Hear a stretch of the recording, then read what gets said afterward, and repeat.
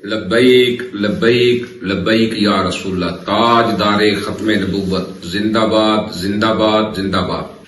صلاۃ والسلام علیک یا سیدی یا رسول اللہ وعلی آلک واصحابک یا سیدی یا حبیب اللہ۔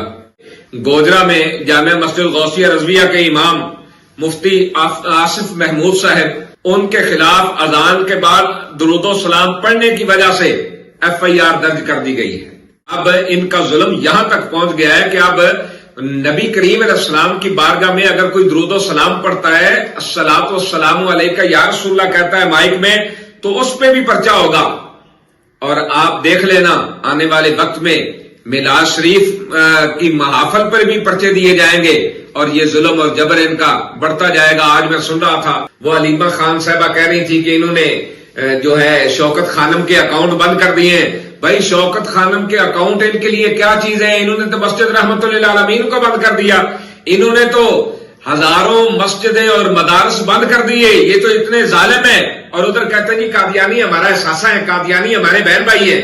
آج بھی نیٹ سے نکال کے دیکھ لیں، یہ جو نون لیگ کا بڑا گرو ہے اس کے الفاظ، اور اب اس کی بیٹی وہ برسر اقتدار ہے، وہ قاتل اعلی پنجاب ہے، وہ جناب وزیر اعلی پنجاب ہے۔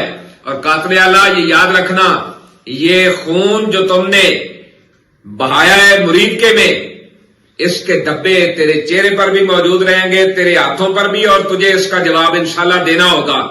اور میں تحریک لبیک یا رسول اللہ پاکستان کی جانب سے خراج تحسین پیش کرتا ہوں جناب عزت مآب توقیر اشرف خان ایڈوکیٹ ان کو، کہ جنہوں نے اپنے موقف کو ڈنکے کی چوٹ پر بیان کیا اور کہا جس نے آنا ہے پکڑنا ہے پکڑ لے، ہم انشاءاللہ حضور پر درود و سلام یوں ہی پڑھتے رہیں گے۔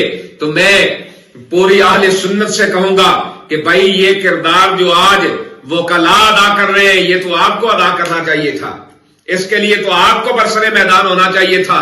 جب یہ FIR کٹی، سب کو اپنے مائک کھول لینے چاہیے تھے، درود و سلام کھول کے پڑھنا چاہیے تھا کہ آؤ ہم پہ پرچہ دو۔ ایک پہ پرچہ ہوتا، اس کا بیٹا کھڑا ہو جاتا، اس کا بھائی کھڑا ہو جاتا، کہتے بھائی حضور کی عزت و ناموس کے لیے ہم سب کے سب حاضر ہیں، اور ہم انشاءاللہ تحریک لبیک یا رسول اللہ پاکستان ایسے اوچھے ہتھکنڈوں کو کبھی بھی کامیاب نہیں ہونے دے گی۔